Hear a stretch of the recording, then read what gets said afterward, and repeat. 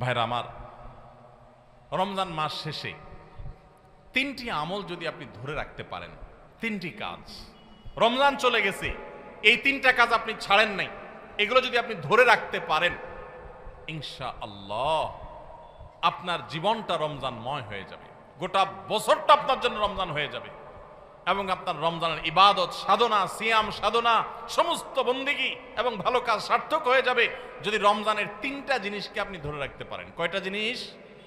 তিনটা। বলবো সেগুলা। নাম্বার 1, 5 ওয়াক্ত নামাজ। আমাদের অনেক ভাইরা আছি সারা বছর নামাজের ব্যাপারে গাফিলতি, উদাসীনতা করলেও রমজানে কোনো গাফিলতি করি নাই। আলহামদুলিল্লাহ, রমজান মাসটা পুরা মাস নামাজ পড়ার চেষ্টা করছি। অনেকে আছেন না, কিন্তু রমজানের পরে এখন আর নিয়মিত পারতেছেন না। ভাই, আর কিছু না পারেন, বেশি কিছু না পারেন, রমজানে যে 5 ওয়াক্ত নামাজের অভ্যাস করছেন ওই অভ্যাসটা ধরে রাখেন। মরণ পর্যন্ত 5 ওয়াক্ত নামাজে কোনো ছাড়, কম্প্রোমাইজ দিয়েন না, কোনো প্রকার ত্রুটি করিয়েন না। আল্লাহর কসম, ঈমানের পর 5 ওয়াক্ত নামাজের চাইতে গুরুত্বপূর্ণ কোনো আমল আল্লাহর জমিনে, কোরআন এবং হাদিসে আরেকটা নাই। নামাজের চাইতে গুরুত্বপূর্ণ কোনো আমল আছে? ঈমানের পর 5 ওয়াক্ত নামাজের চাইতে গুরুত্বপূর্ণ, ফজিলতপূর্ণ, মর্যাদাপূর্ণ কোনো আমল কোরআন এবং হাদিসে আরেকটা।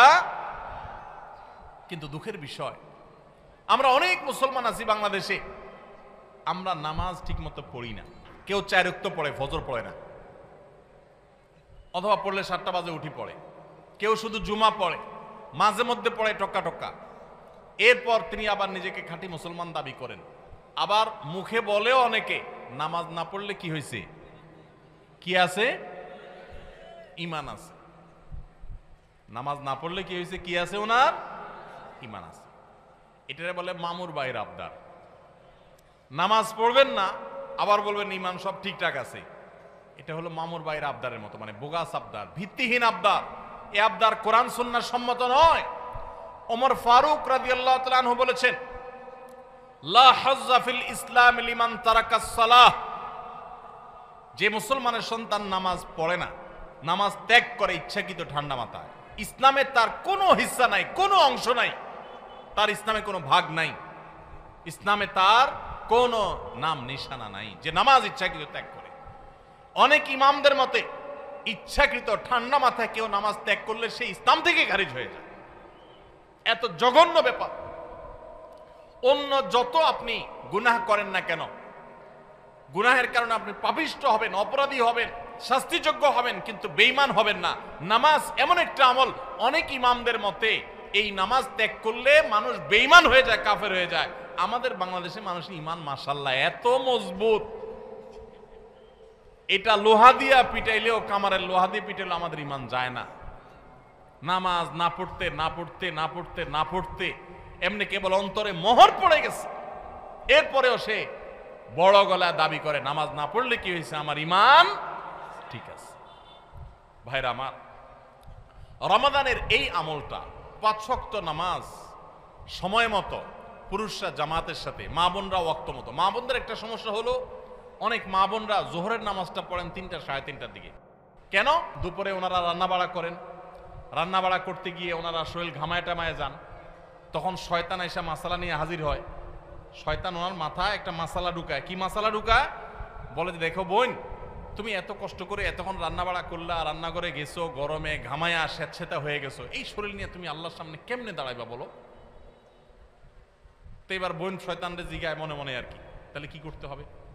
এবার শয়তান তার মনে মনে বলে দেয় যে, আরে নামাজ তুমি ঠান্ডা মাথায় ফ্রেশ মুডে পড়বা, হাতের কাজ শেষ করে নাও, রান্না বাড়া শেষ করে নাও, সবারে খাবার টাবার দিয়ে নাও, তুমি বাথরুমে যাও, সুন্দর করে গা ডলে গোসল করো, ফ্রেশ হয়ে আসো, এরপরে 3টা, 3:30 আসরের নামাজ সুই সুই হয়ে যাবে, এবার তুমি ফ্রেশ মুডে একটু নামাজ পড়ো।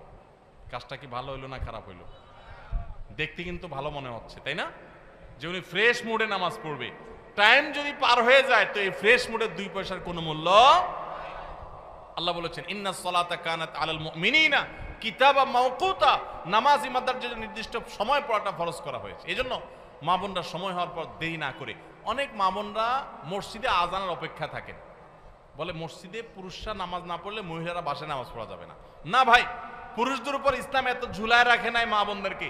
আরে মা বোনদেরকে যে পাওয়ার ইসলাম দিয়েছে, পৃথিবীর নারীবাদীদের 14 গোষ্ঠীর জন্মের বহু আগে ইসলাম নারীদেরকে আকাশে তুলে রেখেছে। এরা এগুলো চিন্তাও করতে পারবে না, এত মর্যাদা দিয়েছে। উমরা যাবেন, পুরুষ হইছেন তো জোরে জোরে তলবিয়া পড়া লাগবে, রোজা আছেন আর গায়ে রোজা আছেন, কোনো মাফ নাই, ছাড় নাই। আর মহিলা হলে আস্তে আস্তে পড়বে, রিল্যাক্স মোড, কোনো টেনশন নাই, কি আরাম, চিন্তা করেন। পুরুষ হয়েছেন 5 ওয়াক্ত মসজিদে দৌড়ায় যায়, জামাতের সাথে নামাজ পড়তে হবে। আর জামাতের সাথে নামাজ না পড়ে অবহেলা করে বাসায় নামাজ পড়ছেন তো খবর আছে, আযাব আছে, আপনি ওয়াজিব তরক করেছেন, গুনাহগার। আর মা বোন মসজিদে যাওয়ার ডিউটি নেই, বাসা পড়লেই পুরুষদের সমান সওয়াব পাবে। ভাই একটা একটা করে আমি দেখাই, অন্তত 10-20টা আমল আমি দেখাতে পারবো যে পুরুষদেরকে আল্লাহ এবং তার রাসূল কষ্ট করে করতে বলেছেন। একই কাজ মহিলাদের বিনা কষ্টে আরামসে রিল্যাক্স মোডে করতে বলেছেন, সওয়াব সমান, কোন কোন ক্ষেত্রে আরো বেশি। নবী সাল্লাল্লাহু আলাইহি সাল্লাম বলেছেন ওয়া বুয়ুতুহুন্না খায়রুল লাহুন্না, নবীজির মসজিদে এসে পুরুষরা নামাজ পড়ে যে সওয়াব পাবে, যেই মহিলা নবী সাল্লাল্লাহু আলাইহি সাল্লামের পিছনে নামাজ পড়তে চেয়েছেন তিনি বলেছেন তুমি তোমার বাসায় পড়লে সওয়াব আরো বেশি হবে। মা বোনদেরকে ইসলাম এত সুযোগ দিয়েছে। তো যাই হোক, এত সুযোগ পাওয়ার পরও অনেক মা বোন তারা হেলায় হারা রমজানের এই আমলটা যদি ধরে রাখতে পারেন, পুরুষরা ওয়াক্ত মতো জামাতের সাথে আর মা বোনরা ওয়াক্ত হয়ে গেলে নিজ জায়গায় দেরি না করে নামাজ পড়ে ফেলেন, ইনশাআল্লাহ আপনার রমজান 30 দিনের হবে না, আপনার রমজান 365 দিনের হবে। সবাই 5 ওয়াক্ত নামাজ ঠিকমতো পড়বো তো ইনশাআল্লাহ। যার 5 ওয়াক্ত নামাজ যত সুন্দর, সে তত আপার ক্লাসের মুসলমান, তার তাকওয়া তত স্ট্রং, তত মজবুত। যার নামাজ যত সুন্দর। নামাজ কিভাবে সুন্দর হয়? ধীরে সুস্থে পড়লে, সময় মতো পড়লে, মনোযোগ নিয়ে পড়লে, খুশুর সাথে পড়লে, সুন্দর কেরাত দিয়ে পড়লে, শুদ্ধ করে পড়লে, ভালোভাবে পড়লে, আস্তে আস্তে রুকু, আস্তে আস্তে সিজদা, সবকিছুতে গতি ভালো না ভাই। মোবাইল নেটে গতি ভালো, নামাজের মধ্যে গতি ভালো না। নামাজের গতি যত কম হবে, যত স্লো হবে, যত আস্তে আস্তে হবে, যত ধীরে ধীরে হবে, তত নামাজের মর্যাদা আল্লাহর কাছে বেশি হবে। আপনার মসজিদে যে মুসল্লি সবচেয়ে বেশি সময় নিয়ে নামাজ পড়ে, আপনি বুঝবেন এই লোকটা সবচেয়ে আপার ক্লাসের মুসলমান নামাজের ক্ষেত্রে। অন্তত তার অন্য ক্ষেত্রে ত্রুটি থাকলে সে অবশ্যই দোষী হতে পারে, বাট নামাজটা তার সবচেয়ে সুন্দর, কারণ সে নামাজের সবচেয়ে বেশি সময় নিচ্ছে। এই জন্য সময় নিয়ে ধীরে ধীরে সুন্দর করে নামাজ পড়বো তো ইনশাআল্লাহ। রমজানে যারা নামাজ পড়ছেন ভাই, মরণ পর্যন্ত নামাজ পড়বেন। আপনারা কোরআনের একটা আয়াত শুনেছেন, জাহান্নামীদেরকে যখন জাহান্নামে নিক্ষেপ করা হবে, জাহান্নামীদের সাথে জান্নাতীদের কনভারসেশন হবে, কথোপকথন হবে। জাহান্নামীদেরকে জিজ্ঞাসা করা হবে মা সালাকাকুম ফি সাকার, তোমাদের কোন অপকর্মে, কোন বদভ্যাসে, কোন খারাপ কাজ তোমাদেরকে জাহান্নামে এনেছে বলো। তারা বলবে ভাই ক্বালু লাম নাকু মিনাল মুসাল্লিন, ক্বালু লাম নাকু মিনাল মুসাল্লিন।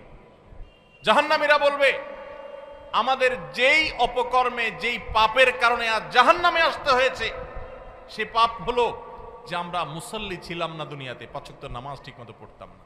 ভাইরে, যা করেন না করেন সবকিছুর আগে 5 ওয়াক্ত নামাজটা ঠিক করেন। ইমানদারের জীবন যাবে, নামাজ যেতে পারে না ভাই, কোনো অবস্থাতে না, কোনো অবস্থাতে না। নামাজ ত্যাগ করার কোনো সুযোগ নেই। নামাজ এমন ইবাদত, দেখেন আপনার কাছে যদি পানি না থাকে, ওযু করার মতো পানি না থাকে, তাহলে তো নামাজ মাফ নাকি? যে পানি নাই বেচারা কি করবে? পানি না থাকলে কি করতে হবে? মাটি দিয়ে তায়াম্মুম করতে হবে। আপনার সতর ঢাকতে হয় নামাজের জন্য, পুরুষের নাভি থেকে হাঁটু পর্যন্ত। সতর ঢাকার মতো কাপড়ও যদি না থাকে, এরকম কোনো পরিস্থিতি আল্লাহ না করুন যদি আপনি পড়েন, তাহলে তো নামাজ মাফ নাকি? জি না, ওই অবস্থায় নামাজ পড়তে হবে। কেউ কেবলা কোন দিকে, কেবলার দিকে নামাজ পড়া ফরজ, এটা নামাজের শর্ত যে কেবলামুখী হওয়া। এখন কেবলা কোন দিকে আপনি কোনোভাবে জানতে পারছেন না, আকাশ মেঘলা বা কোনো কারণে এমন জায়গায় আছেন সূর্য দেখছেন না, কোনো কম্পাস নাই, এমন জায়গায় আছেন কেবলা কোন দিকে আপনি সেটা ফাইন্ড করতে পারছেন না। তো ফাইন্ড আউট করতে না পারলে, কেবলা নিরূপণ করতে না পারলে নামাজ মাফ নাকি? তাহলে কি করবে? কাউকে জিজ্ঞাসা করে পারলে পড়বে, আর জিজ্ঞাসা করার মতো কোনো লোক না থাকলে, কেউ যদি তথ্য দিতে না পারে সঠিক, তাহলে যেই দিকে কেবলা বলে তার মন বলবে সেদিকে ফিরে নামাজ পড়বে, তারপর নামাজ মাফ নাই। কেউ যদি দাঁড়ায় নামাজ পড়তে না পারে, অসুস্থ হয়ে পড়ে, তাহলে তো মাফ নাকি? আল্লাহু আকবার। দাঁড়ায় পড়তে পারে না, তাও মাফ নাই। কি করতে হবে? বসেও যদি পড়তে না পারে, হসপিটালে বেডে হাত পা সব ব্যান্ডেজ করা, শোয়া আছে, বসার ক্ষমতা নেই, তাহলে তো মাফ নাকি? আল্লাহু আকবার। ওই অবস্থায়ও নামাজ পড়তে হয়। কিভাবে নামাজ পড়বে সে? ইশারায়, চোখের ইশারা নামাজ পড়বে, মনে মনে নামাজ পড়বে। যতক্ষণ পর্যন্ত তার সেন্স আছে, হুঁশ আছে, নামাজ মাফ নাই। সেন্স চলে গেছে, বেহুশ হয়ে গেছে, 5, 7, 10 দিন বেহুশ সেন্সলেস চলে গেছে, তাহলে ভিন্ন কথা। সেন্স নাই, তার আর নামাজ নাই। কিন্তু যতক্ষণ পর্যন্ত সেন্স আছে, ততক্ষণ পর্যন্ত নামাজ আছে। এই জন্য ভাই, নামাজ ত্যাগ করবেন না। প্রিয় নবী সাল্লাল্লাহু আলাইহি সাল্লাম আপনার আমার প্রাণের নবী। আমরা নবীর ভালোবাসার কথা বলি অনেকে। শুনেন, নবী সাল্লাল্লাহু আলাইহি সাল্লামের নামাজের ব্যাপারে কি সিরিয়াসনেস ছিল জানেন? ওনার জীবনের শেষের দিকে এসে যখন একা একা ওনার রুম থেকে মসজিদে এসে নামাজ পড়ার মতো ক্ষমতা ছিল না। আপনারা যারা মদিনায় গেছেন তারা দেখেছেন, ভিডিওতে অনেকে দেখেছেন, তার যে মিম্বর, সেখান থেকে তার যে কবরটা, এই কবরটাই ছিল তার থাকার কক্ষ। এই দুইটার মধ্যে দূরত্ব কিন্তু সামান্য কয়েক হাত, সামান্য কয়েক হাত। আমাদের যে স্টেজটা আছে, স্টেজের 2 গুণ বা 3 গুণ হবে বড় জোর, এতটুকু জায়গা। এই বাঁশের ঘেরাওটার এক মাথা থেকে আরেক মাথা, এত বড় হবে না, এর অর্ধেক হবে। এইটুকু জায়গা হেঁটে আসার মতো শরীরে ক্ষমতা নাই। তখন পর্যন্ত প্রিয় নবী সাল্লাল্লাহু আলাইহি সাল্লাম তার এক হাত আলী রাদিয়াল্লাহু তাআলা আনহুর কাঁধে, আরেক হাত আব্বাস রাদিয়াল্লাহু তাআলা আনহুর কাঁধে দিয়ে, 2 সাহাবীর কাঁধে 2টা হাত দিয়ে পুরা শরীরের ভার তাদের উপরে ছেড়ে দিয়ে 2টা পাও মোবারক মাটিতে রেখে দাঁড়াবেন, সেই শক্তি ছিল না মৃত্যুর আগ মুহূর্তে। পাগুলোকে মাটির সাথে টানতে টানতে রুম থেকে মিম্বার পর্যন্ত এসেছেন এবং নামাজ পড়াবেন ইমামতি করে, সেই শক্তি নাই। আবু বকরকে নির্দেশ করেছেন, আপনি নামাজ পড়ান, আমি নামাজের ইমামতি করার শক্তি নাই। ভাইরা আমার, এরকম কঠিন সময় পর্যন্ত প্রিয় নবী সাল্লাল্লাহু আলাইহি ওয়াসাল্লাম নামাজ ত্যাগ করা তো দূরের কথা, জামাত পর্যন্ত ত্যাগ করেন নাই। ওমর রাদিয়াল্লাহু তাআলার কথা আপনারা শুনেছেন, ফজরের নামাজের ইমামতি করতেছিলেন। ওই সময় ফিরোজ আল-লুলু নামে একজন অগ্নি পূজক, ইসলামের দুশমন, খঞ্জর লুকিয়ে এনেছিল কাপড়ের মধ্যে। যখন তিনি নামাজের মধ্যে আসেন, এমন একটা পজিশনে আসেন যে তিনি নামাজের গভীরে প্রবেশ করে গেছেন, তখন খঞ্জর আঘাত করেছে তার খঞ্জর দিয়ে তার পেটে। সাথে সাথে নাড়ি বুড়ি বের হয়ে এসেছে, রক্তে সব ভেসে গেছে, উনি পড়ে গেলেন নামাজের মধ্যে। কিন্তু সবাই ধরাধরি করে তাকে নিয়ে যাওয়া হলো, নিয়ে গেলেন। তিনি সেন্সলেস হয়ে যাচ্ছেন, রক্ত শূন্য হয়ে, মৃত্যু ঠিক আগ মুহূর্তে, এর কিছুক্ষণ পরেই মারা গেছে। ওই সময় হঠাৎ করে তার যখন সেন্স আসছে, একটু মাথাটা উঁচু করার পর তার পরিবারের সদস্যরা দৌড়ে আসছে যে এত রক্ত ক্ষরণ হয়েছে, বোধহয় পানি টানি পান করার জন্য বলবে, শেষ মুহূর্তে মানুষ পানি খেতে চায় মরার আগ দিয়ে বা কিছু। যখন তারা দৌড়ে আসছে, উনি তাদেরকে বলতেছেন, নামাজের মধ্যে যে আমার দুর্ঘটনা হলো, মানুষদের নামাজের কি হলো, জামাতের ব্যবস্থা হলো কিনা, নামাজের কি হলো সেই চিন্তা করছেন ওই মৃত্যুর মুহূর্তে পর্যন্ত। ভাইরে, মুসলমানের সন্তান নামাজ ত্যাগ করার কোনো সুযোগ নাই, সে নিজেকে মুসলমান দাবি করতে পারে না। ইমাম আবু হানিফা রাহমাতুল্লাহ আলাইহির মত যে যদি কেউ নামাজ ত্যাগ করে এবং তার মধ্যে অপরাধ বোধ থাকে যে আমি অন্যায়কারী, উচিত না আমার কাজটা করা, আমি শুরু করব ইনশাআল্লাহ, আল্লাহ আমারে মাফ করুন, এরকম বোধ যদি কারোর মধ্যে থাকে, সে কাফের হবে না, কিন্তু নামাজ ত্যাগ করা ঠিক। নবী সাল্লাল্লাহু আলাইহি ওয়াসাল্লাম বলেছেন, আল-আহাদুল্লাযী বাইনানা ওয়া বাইনাহুম তারকুস সালাহ, একজন অমুসলমানের সাথে আমাদের পার্থক্যের জায়গাটা হলো নামাজ ত্যাগ। এজন্য ভাই নামাজ পড়বো তো ইনশাআল্লাহ। রমজান মাসের এই একটা জিনিস যদি আপনি সারা বছর ধরে রাখতে পারেন, নামাজটা সুন্দর করে 5 ওয়াক্ত সময় মতো ঠিকঠাক মতো পড়েন, আপনার গোটা জীবন রমজান হয়ে যাবে ইনশাআল্লাহ।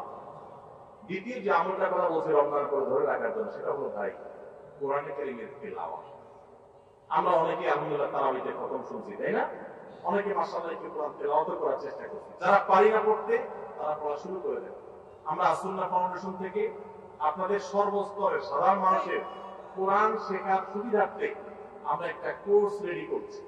এটা প্রায় 80% কাজ ইতিমধ্যে সম্পন্ন হয়ে গেছে আলহামদুলিল্লাহ। এটা 20% কাজ বাকি আছে। আশা করছি খুব শীঘ্রই সেটা শেষ হয়ে যাবে। হয়ে গেলে এটা আমরা সবার জন্য ওপেন করে দেব। অনলাইনে আপনি নিজে নিজে কোরআন শিখতে পারবেন। তারপর আপনার এলাকার ইমাম মুয়াজ্জিনদের সহযোগিতা নিতে পারলে, ইমাম ছাত্র সহায়তা নিতে পারলে আপনার জন্য আরো বেশি ভালো হবে। তো আপনারা যারা কোরআন পড়তে পারেন তারা কোরআন শিখে ফেলবেন, আর যারা পারেন তারা নিয়মিত পড়বেন। প্রতিদিন 10 লাইন 20 লাইন শোয়ার আগে বা যে কোনো একটা টাইম ফিক্স করবেন, এটা আমি কোরআন পড়া ছাড়া আমি ঘুমাবো। চেষ্টা করা যাবে ইনশাআল্লাহ। রমজানের কোরআন তেলাওয়াতের আমলটা সারা বছর একটু হলেও ধরে রাখেন, আপনার জীবনটা বদলে যাবে। আপনি আমল করবেন, দেখবেন। নাম্বার 3 নম্বর আমল হলো রমজান মাসটা মূলত গুনাহ ত্যাগের মহড়ার মাস, গুনাহ ত্যাগের প্রশিক্ষণ নেওয়ার মাস। আল্লাহ বলেছেন কুতিবা আলাইকুমুস সিয়ামু কামা কুতিবা আলাল্লাযিনা মিন ক্বাবলিকুম লাআল্লাকুম তাত্তাকুন। তোমাদের উপর সিয়াম ফরজ করা হয়েছে, তোমাদের পূর্বপুরুষদের উপর যেমন ফরজ করা হয়েছিল। কেন? যেন আশা করা যায় তোমরা মুত্তাকি হতে পারো। মুত্তাকি মানে কি? গুনাহ ছাড়া শেখা। পৃথিবীতে যত অপরাধ হয়, দুনিয়াতে যত পাপের কাজ হয়, এই সমস্ত অপরাধ, সমস্ত পাপের কাজ সাধারণত দুই কারণে হয়। এক হলো পুণ্যবৃত্তির কারণে হয়, আর হলো যৌন বৃত্তির কারণে হয়। মানুষ পেটের তাড়নায়, যৌন তাড়নায় বেশিরভাগ ক্ষেত্রে খুন খারাপি, অপরাধী, রাজধানী, নানা রকমের অনাচার অন্যায় করে। রমজান মাসে যে আমরা রোজা রাখি, একটু চিন্তা করে দেখেন, এত কাজ থাকতে আল্লাহ তাআলা কেন বললেন পানাহার করা যাবে না, যৌনাচার করা যাবে না? এটা তো আল্লাহ বলেন নাই যে রমজান মাসে রোজা হলো দিনে ঘুমানো যাবে না।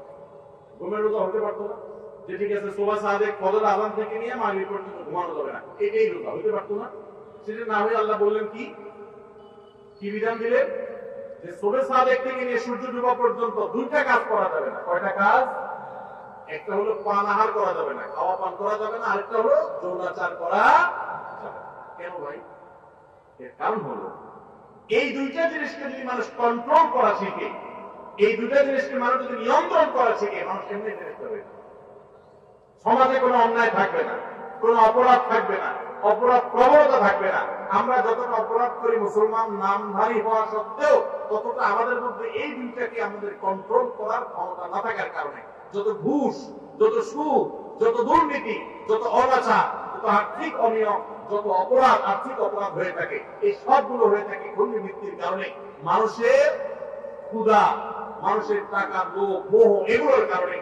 আমাদেরকে ইসলাম রোজার মাধ্যমে সেটাকে কন্ট্রোল করা শিখাইছে। যে বান্দা, তোমার পেটে ক্ষুধা আছে, তোমার সামনে খাবার আছে, তোমার পেটে, তোমার গলায় পিপাসা লেগেছে, তোমার সামনে পানি আছে, কেউ দেখছে না, বদ্ধ রুমে আছো, সিসি ক্যামেরাও নাই, তুমি একা একা রুমে আছো, চুপচাপে খেয়ে নিতে পারো, পানি পান করলে করতে পারো, কিন্তু আপনি করছেন না। এই যে আমার সামনে সুযোগ আছে কিন্তু আমি খাচ্ছি না, কেন? আল্লাহ নিষেধ করেছে। ঠিক একই ভাবে আমার সামনে ঘুষ নেওয়ার সুযোগ আসবে, সুদ নেওয়ার সুযোগ আসবে, দুর্নীতি করার সুযোগ আসবে, চাঁদাবাজি করার সুযোগ আসবে, মাস্তানি করার সুযোগ আসবে, আর্থিক অনিয়মের সুযোগ আসবে, রাষ্ট্রের সম্পদ আত্মসাতের সুযোগ আসবে, রিলিফের টাকা মারার সুযোগ আসবে, অন্যায় করার সুযোগ আসবে, 2 নম্বর পথে কামাই সুযোগ আসবে, কিন্তু আমি করবো না। কেন? আমার আল্লাহ নিষেধ করেছে। যে আল্লাহর ভয়ে রোজা রেখে আমি খাই নাই, যে আল্লাহর ভয়ে রোজা রেখে আমি পান করি নাই, যে আল্লাহর ভয়ে আমার পিপাসা ছিল, ক্ষুধা ছিল, খাবারও ছিল, কিন্তু আমি সেগুলো ধরি নাই, সেই আল্লাহর ভয়ে আমি সারা বছর যদি দুর্নীতি ছেড়ে দিই, তাহলে সমাজটা ফেরেশতা হয়ে যাবে না? ঠিক একই ভাবে যৌন বৃত্তির কারণে, যৌন তাড়না আকাঙ্ক্ষার কারণে, এটা নিয়ন্ত্রণহীন হওয়ার কারণে মানুষ খুন খারাপি, মাদক, নানা রকমের অপরাধের সাথে মানুষ জড়িয়ে পড়ে। ইসলাম বলেছে আমাদের রোজার মাধ্যমে সেটাকে কন্ট্রোল করা শিখতে। দেখুন, গোটা পৃথিবী, ভোগবাদী দুনিয়া, আজকের এই পৃথিবী আপনাকে শুধু ভোগের কথা বলবে। যত বিজ্ঞাপনী বিলবোর্ড দেখবেন, যত প্রচার পত্র দেখবেন, যত বিজ্ঞাপনী ভিডিও দেখবেন, যত অ্যাডভার্টাইজমেন্ট দেখবেন, সবগুলো দেখবেন ভোগ, ভোগ এবং ভোগ। এই যে পয়লা বৈশাখ গেল, শুধু ভোগ, আর কিচ্ছু নাই। খাও দাও, ফুর্তি করো, জামা কাপড় পরো, বাস শেষ। ঈদ আপনাকে বলেছে ভোগ করো, কিন্তু তার আগে ত্যাগ করো। ফিতরা দিয়ে গরিবের মুখে হাসি ফুটাও, এরপর তুমি হাসো। কোরবানির গোশত থেকে নিজে খাও, ওয়া তা'মুল বাইসাল ফকির, গরিবকে খাওয়াও। ইসলামের উৎসবে ভোগও আছে, ত্যাগও আছে, কিন্তু এই সমস্ত বর্ষবরণ টরণ, এই সমস্ত অনুষ্ঠানে শুধু ভোগ আছে, এগুলোতে কোনো ত্যাগের শিক্ষা নাই। গোটা সমাজ আজ উচ্ছন্নে চলে যাচ্ছে, গোটা সমাজ আজ নষ্টের দ্বার প্রান্তে চলে যাচ্ছে। এর অন্যতম প্রধান কারণ হলো আমরা একটা ভোগবাদী পৃথিবীতে আছি। এখন আমাদের সবাই শুধু ভোগ করা শিখে, ত্যাগ শিখে না। এখন সেই যুবক সমাজে পাওয়া যায় না যেই যুবক সে তার সিটটা একজন বয়োজ্যেষ্ঠ মানুষের জন্য স্যাক্রিফাইস করে পাবলিক পরিবহনে উঠে। সেই যুবক পাওয়া যায় না যেই যুবক একজন মুরব্বী মানুষকে দেখে রেসপেক্ট করে রাস্তার পাশে দাঁড়িয়ে শ্রদ্ধা ভরে তাকে সালাম নিবেদন করে। এখন উচ্ছৃঙ্খল যুবক পাওয়া যায়, কিশোর গ্যাং পাওয়া যায়, অপরাধী পাওয়া যায়, সন্ত্রাসী পাওয়া যায়, মাদকের চোরা কারবারি পাওয়া যায়, উচ্ছৃঙ্খল সন্ত্রাসী মাস্তানি করা চাঁদাবাজি করা যুবক পাওয়া যায়। কিন্তু সমাজে সেই ভালো যুবক হারিয়ে গেছে, কারণ ইসলাম আমাদের জীবন থেকে হারিয়ে গেছে। রমজানের রোজা আমাদেরকে এই বার্তা দিয়েছে যে তোমার খাদ্যের চাহিদাকে, তোমার টাকার লোভকে, তোমার অর্থের মোহকে, তোমার যৌন আকাঙ্ক্ষাকে এগুলো তুমি কন্ট্রোল করো। রোজা রাখার মাধ্যমে শিখো যে এই টাইমের মধ্যে তুমি করবা না, মনে চাইলেও সুযোগ থাকলেও তুমি করবা না। তোমার সামগ্রিক জীবনে যখনই কোনো অন্যায়ের হাতছানি আসবে, অপরাধের হাতছানি আসবে, অপরাধের সুযোগ তৈরি হবে, দুর্নীতি করার সুযোগ তৈরি হবে, তোমার কোনো গুনাহের কাজ করার সুযোগ তৈরি হবে, মনেও চাইবে কিন্তু তুমি করবে না। কেন? কারণ আল্লাহ নিষেধ করেছেন, কেউ দেখছে না, আল্লাহ দেখছেন। আল্লাহর ভয় তুমি নিয়ন্ত্রণ করবে। এই নিয়ন্ত্রণটাই রোজা মাস আমাদেরকে শিক্ষা দেয়। রমজান মাস চলে গেছে, আর কিছু করতে না পারেন, রমজানের এই শিক্ষাটা যদি আপনি ধরে রাখতে পারেন, সারা বছর জুড়ে আপনার অফিসে যখন দুর্নীতি করার সুযোগ আসে, তখন যদি আপনার মনে হয় আমি তো রোজা রেখে খাই নাই, পান করি নাই, আল্লাহর ভয়ে কেউ দেখে নাই, তারপরেও করি নাই, তাহলে এখন যে আমি 2 নম্বরই করব, আল্লাহ কি দেখছেন না? আল্লাহ কি এটা নিষেধ করেন নেই যে আল্লাহ রোজা রেখে আমাকে হালাল খানা খেতে নিষেধ করেছেন, হালাল পানীয় পান করতে নিষেধ করেছেন? সেটাকে যদি আমি এত গুরুত্বের সাথে মেনে থাকি, তাহলে এখন হারাম ঘুষ কিভাবে আমি নিতে পারি, হারাম দুর্নীতি কিভাবে আমি করতে পারি, চাঁদা কিভাবে আমি নিতে পারি? আমার তো আল্লাহর ভয় হওয়া উচিত। আল্লাহর সামনে দাঁড়াতে হবে, আল্লাহর সামনে কাপন পড়ে যেতে হবে, সব রেখে চলে যেতে হবে। এই ভয় যদি আপনার মধ্যে কাজ করে, এটা যদি জাগ্রত হয়, আল্লাহর কসম আপনি আল্লাহর ব্যাপারে সুধারণা করতে পারেন, আপনার রোজা সাকসেস, আপনার রমজান সফল, আপনার রমজান আল্লাহর ইবাদত বন্দিগি, আল্লাহর যেগুলো করেছেন সেগুলো আল্লাহ কবুল করেছেন, এটা আপনি ধারণা করতে পারেন। যদি রমজান যাওয়ার পরে আপনার অপরাধ করার সময় মনে পড়ে আমি না রোজা রেখে পানাহার করি নাই আল্লাহর ভয়ে, তাহলে এখন এই অন্যায়গুলো করা যাবে না। কার ভয়ে? আল্লাহর ভয়ে। তাহলে 3 নম্বর আমল হলো, রমজান চলে গেছে কিন্তু রমজানের শিক্ষাটা রয়ে গেছে। শিক্ষাটা কি? যে আল্লাহর ভয়ে সমস্ত পাপাচার থেকে, সমস্ত অনাচার থেকে, সমস্ত অন্যায় থেকে বেঁচে থাকবো। বিশেষ করে আপনারা এখানে বেশিরভাগ মানুষ যুবক ভাইরা আছেন, 2-4 জন বন্ধু বান্ধব যখন একসাথে হন, বাসে উঠলেন, মনে করেন কন্ট্রাক্টরের সাথে এক কথা থেকে 2 কথা বেশ কম হয়ে গেল, শরীরটা, বন্ধু বান্ধব যখন 4-5 জন থাকেন, কলেজ স্টুডেন্ট হন, তখন কিন্তু শরীরের মধ্যে একটা ভাব চলে আসে, আসে না? একা একা থাকলে তো একেবারে বিড়ালের মতো সোজা থাকেন, তাই না? ভদ্র মানুষের মতো ভাঁটা চাইলে দিয়ে দেন। যখন বন্ধু 4-5 জন থাকেন, তখন কন্ট্রাক্টরের সাথে এক কথা বেশি 2 কথা হইলেই হাতা গোছানো শেখে, এই বেটা কার সাথে কি বলতেছিস, চিনস? মাস্তানি শুরু হয়ে যায় না? ছোট লোকরা মাস্তানি করে, খুব ভালো করে শুনে রাখবেন। কোনো বড় মানুষ, বড় মনের মানুষ, ভালো মনের মানুষ মাস্তানি করে না। গুন্ডামি, মাস্তানে, গায়ের জোর দেখা সব অভদ্র, ছোট লোক, নিচু লোক। কোন ভদ্রলোক কখনো মানুষকে গায়ের জোর দেখাবে? যদি কারোর কোনো কিছুতে গায়ের জোর আগে চলে আসতে হয়, বেশিরভাগ ক্ষেত্রে মাস্তানি গুন্ডামি করার মানসিকতায়, বুঝতে হবে এটা হলো আস্ত ছোট লোক। ছোট লোক ছাড়া কোনো ভদ্রলোক কোনোদিন কাউকে গায়ের জোর দেখাবে। দুর্বলের প্রতি যদি কেউ চাপিয়ে পড়ে, দুর্বলের প্রতি যদি কেউ ঝাঁপিয়ে পড়ে, এর মতো কাপুরুষ, এর মতো ছোট লোক, এর মতো নিচু লোক আল্লাহর জমিনে আরেকটা নেই।